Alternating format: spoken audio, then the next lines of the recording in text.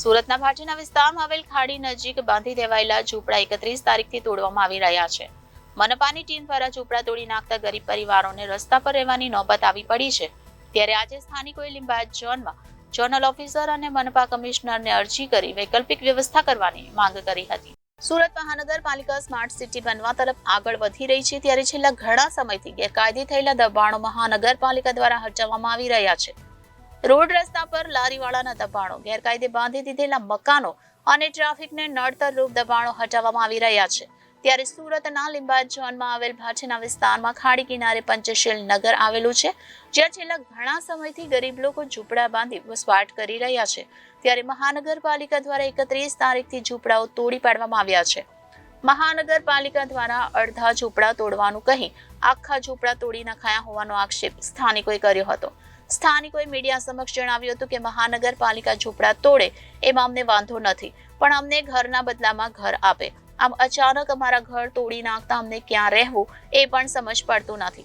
અમારા નાના છોકરાઓ પરેશાન થઈ રહ્યા છે અને સાથે મનપા પહેલેથી જ નિશાન કરી ગઈ હતી કે આટલો ભાગ જ તોડવામાં આવશે, પણ હવે આખા ઝૂંપડા હટાવી નાખ્યા છે. ત્યારે તે સમયે મહિલાઓએ ખાડીમાં ઉતરી મનપાની કામગીરીનો વિરોધ પણ કર્યો હતો.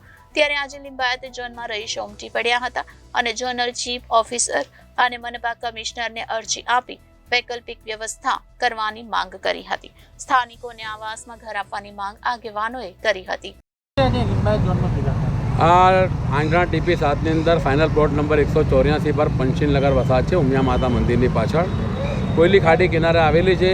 એ ખાડી રિકન્સ્ટ્રક્શનનું કાર્ય અત્યારે સુરત મહાનગરપાલિકા દ્વારા થઈ રહ્યું છે. એ ખાડી રિકન્સ્ટ્રક્શનના કાર્યની અંદર જે લાઈન દોરીમાં ઝૂંપડા આવે છે એનું એ લોકો છેલ્લા 1 વર્ષથી સર્વે કરતા હતા, પરંતુ અમારી સૌની એક જ માંગણી હતી કે આ જે ઝૂંપડાઓ લાઈન દોરીમાં આવે છે ઝૂંપડાવાસીને અસરગ્રસ્ત પરિવારોને વૈકલ્પિક આવાસ આપો. અને વર્ષ 2013માં નામદાર હાઈકોર્ટની અંદર પણ આવી રીતે સર્વે થયું હતું. ત્યારે સ્થાનિક લોકો જે હાઈકોર્ટમાં ગયા હતા ત્યારે લિંબાયત ઝોને પણ એક એફિડેવિટ મૂકી હતી કે અમે જ્યારે પણ આ ઝૂંપડાઓ વિકાસ અર્થે ડિમોલિશન કરવાની જરૂર પડશે તો અમે એમને ચોક્કસપણે વૈકલ્પિક આવાસ આપો. અમારી એક જ માંગણી હતી કે જે પ્રમાણે સુરત મહાનગરપાલિકા છેલ્લા 12 વર્ષની અંદર નદી કિનારે, ખાડી કિનારે, નહેર કિનારે કે ટીપી રોડ પરથી જે કંઈ ઝૂંપડા વિકાસ અર્થે ડિમોલિશન કર્યા છે એ તમામ ઝૂંપડા અસરગ્રસ્ત પરિવારોને વૈકલ્પિક આવાસ, કોસાડ કે બેસ્તાન કે બીજા EWS આવાસમાં મકાનોની ફાળવણી કરી છે. એ નીતિ નિયમ મુજબ આ લોકો પણ આ શહેરના નાગરિક છે, એમનો પણ એટલો જ અધિકાર છે જેટલા લાખો મકાનો તમે આપ્યા છે. એ પ્રમાણે અમને પણ EWS આવાસનો વૈકલ્પિક આવાસ તરીકે ફાળવણી કરો અને તમે શહેર વિકાસ માટે એમને જે ઝૂંપડા કે અસરગ્રસ્ત પરિવારનું જે મકાન જતું એને તમે ડિમોલિશન કરો. આ લોકોએ પણ અમને મૌખિક બાંહેધરી આપી હતી, પરંતુ છેલ્લા અઠવાડિયા પહેલાં એમ કહેવામાં આવ્યું કે ભાઈ જરા કામ જે ચાલે છે એમાં કામની ચાલ લેવાની હોય તો દરેક મકાનના 3 થી 4 ફૂટ અમે ડિમોલિશન કરીએ છીએ, બાકીની જગ્યાએ યથાવત રાખીએ. એ 3 થી 4 ફૂટનું કીધું, 3 દિવસ બરાબર કામ કરે, 4થા દિવસ તેમને ઘણા એવા અસરગ્રસ્ત પરિવારો છે કે જેનો આખું મકાનને ડિમોલિશન કરી દીધા છે. આજે એવા પરિવારો છે કે જેની પાસે નીચે ધરતીનો ઉપર આકાશ સિવાય બીજો કોઈ વિકલ્પ નથી.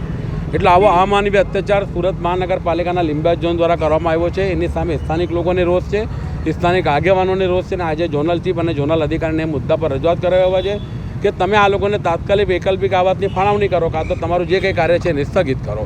નહીંતર આવનારા દિવસોમાં અમારે ઉગ્ર આંદોલન કરવાની ફરજ પડશે તો પણ કરશું, નામદાર હાઈકોર્ટના દ્વાર ખખડાવવા પડશે તે પણ કરશું. કેટલા ઝૂંપડા? ઓછામાં ઓછા 70 થી 85 ઝૂંપડા, એ 70 થી 85ની આજુબાજુ ઝૂંપડાઓની છે.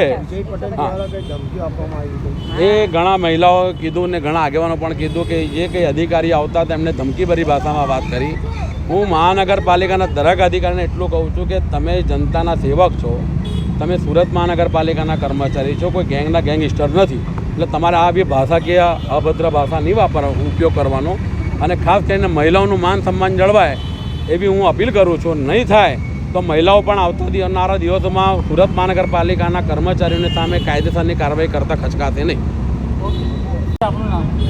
માલતીબેન પવાર, એક આગેવાન તરીકે વિસ્તારમાં 30-31 વર્ષથી હું ત્યાં જાઉં છું, પણ ત્યાં એવા સ્લમ તોડો, અમને વાંધો નહીં, વિકાસમાં અર્થે અમે આવતા નથી, પણ અત્યારે બાળકોની સ્કૂલ છે, સ્કૂલ બગડે અને તમે પહેલાં ખાલી 3 ફૂટ કે 4 ફૂટ લેવાના હતા અને અત્યારે 5 થી 10 ફૂટ પછી આવ્યા અને અત્યારે પૂરા ઘર છે.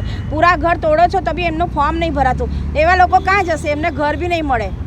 અત્યારે બાળકોની સ્કૂલની પરીક્ષા ચાલે છે, બાળકો સ્કૂલ જતા હોય એવા બાળકોને નુકસાન થાય. તમારી માંગણી શું છે? અમારી માંગણી છે જેના ઘર તૂટે છે તેમના ફોર્મ ભરો અને એમને બી ઘર મળે. ચાલો. Reporter Hitesh Prajapati, Janadesh news, Surat.